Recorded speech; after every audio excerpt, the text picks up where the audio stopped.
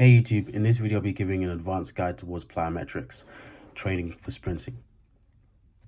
If you've already seen the beginner's version, then this is essentially a continuation from that. If you haven't, I recommend going back and actually looking at that, especially if your body isn't prepared for plyometrics yet. This video is essentially useless other than for theory.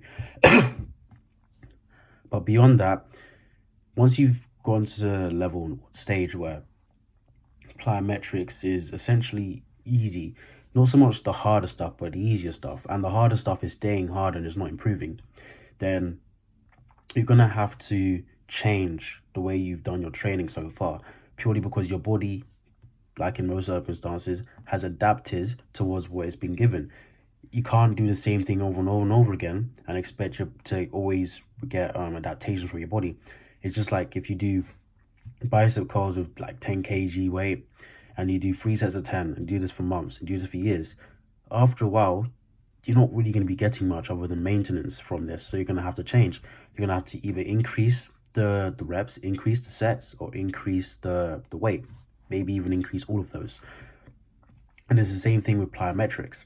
Once you've gone to the stage where pogos aren't giving you much, hops ain't giving you much, you can't really feel much from the box jumps, or you're not really improving as much as you want to be, because box jumps are still important, obviously, and depth jumps. So you can't just say no to those, but you still gonna have to do them. But if you're not improving, and this is essentially like all you're really doing, and you want to get better, you want to be better at bounds and other movements, then you're gonna have to change the way you've been training. And the best way to do this is to go from bilateral movements only to unilateral movements. So this is where you want to focus on more single leg pogos, single leg hops, single leg bounds, single leg box jumps, step jumps, squat jumps, all of those.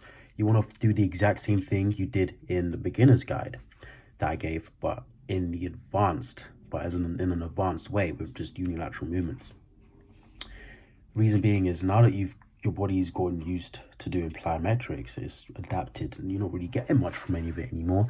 Now you want to focus more on making sure your form is correct, if you haven't already, and trying to make the plyometrics closer and closer towards actual sprinting.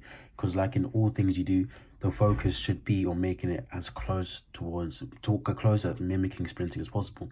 When you're in a gym, same thing. Gym, sprinting, plyometrics, anything, you want it to always mimic sprinting, and even more so than that. For sprinting, you want that to always mimic what you do in a race, but that's a story for a different video. For plyometrics, now you want to actually look at it like this. Okay, when you're sprinting, what do? Use one leg at a time. Okay, but the plyometrics I've been doing so far, I've been using 2 legs. I can't really be using 2 legs when I'm sprinting other than in the blocks. And when that happens, it's not for long, because you're supposed to push off with both legs, but barely the back leg. It's just supposed to do a slight movement backwards, and then after that essentially turns off and you just drive forwards with the front leg. Which means these pogos, these plyometrics, they can only really help me for like the very first instance of the first step. After that, there's diminishing returns that I get from this. So what do I need to do? Unilateral movements. Unilateral movements completely mimic sprinting, and what you'll notice is when you start it, you'll be extremely poor at the movements. You won't really be very good. You won't be able to get much height. And this is important because with both legs, you're able to get a crazy amount of height. Maybe now you can like hang from a basketball ring if you wanted to. But if you was to try that with one leg, you'd fail. You wouldn't stand a chance. I'm not saying it is possible to be able to hang from a basketball rim by jumping off with one leg. It might be. I've never been able to do it, so I don't know. But actually training towards the touch and action, which would actually kind of be similar to what sprinting, is much better, because with both legs you was getting better. Obviously you was getting faster, and your vertical and horizontals improved. The best way to tell that would be by looking at your box jumps and your broad jumps. Literally vertical force and horizontal force, like the peaks. But with single legs, that maybe hasn't been much improvement, and your speed starting to cap out. Though I highly doubt this would happen if you was to do plyometric training. But this is in this scenario, this is a hypothetical.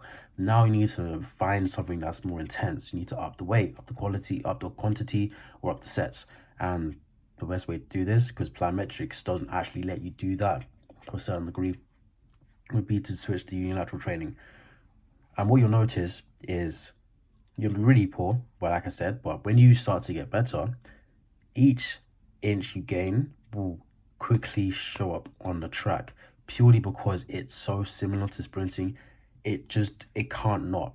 And another great thing about this is separate from bilateral plyometrics, unilateral plyometrics are so intense on the body to the point where you're actually able to strengthen your post and anterior chains quite beautifully, in fact, to the point where if you wanted to, you could drop the gym. You could drop all weight training for an entire season.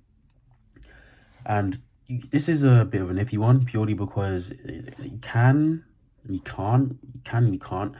Reason being is you could do such a thing, focus more on plyometrics, which means your body's got more energy to go towards trying to heal you up.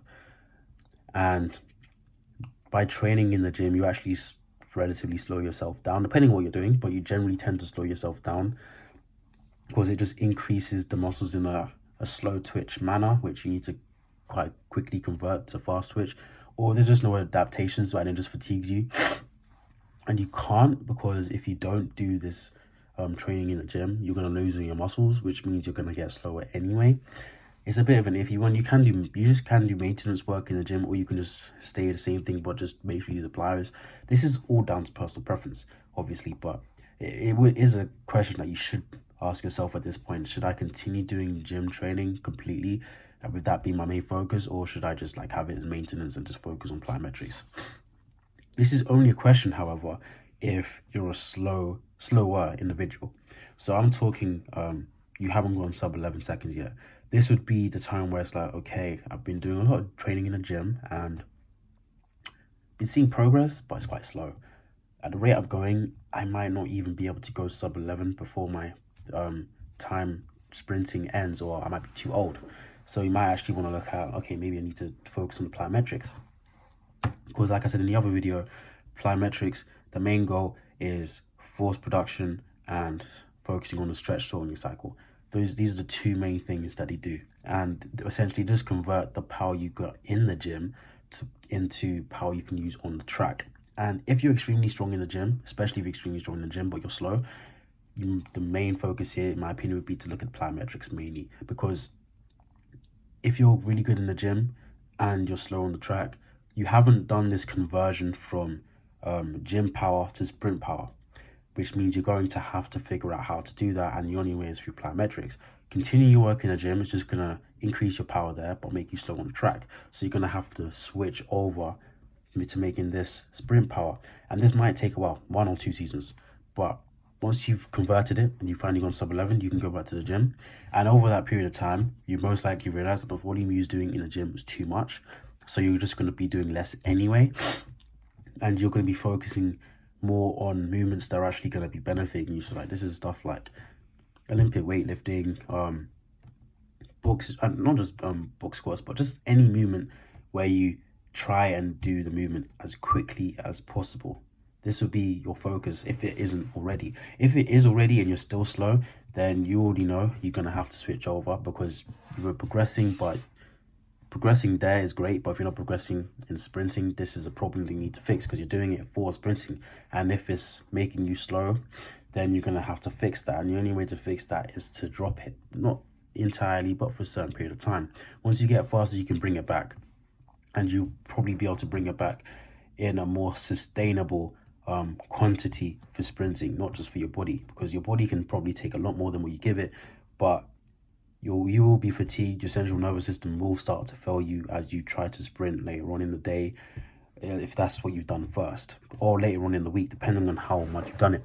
And if you get to the point where you need to deload, then around that period you're going to be your weakest and slowest up until you're back to how you were before you deloaded, well, slightly above. So for the plyometrics here, make sure you focus more on unilateral movements. As in your off season, like I said before in the previous video, where you're just focusing on literally just jumping, just literally light jumping, just do light jumping but with single legs.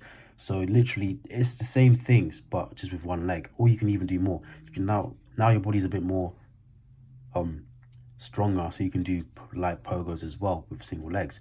So this is literally like skipping with one leg, jump rope with one leg, jumping lightly with one leg. All of this, you can take as much time as you want. Make sure you keep it slow and you progressively get faster and focus more on your force output and trying to make the stretch rolling cycle occur as quickly as possible as you go through the phases. If you like my video, like the video, let me know in the comments section below. Check the description, because anything I forget to say in the video I always put in the description. And if you like my content, subscribe, helps the channel out a lot. I post every 2 days at 1 p.m. Greenwich Mean Time. If you don't know when that is, just hit the bell and then you'll be notified instantly.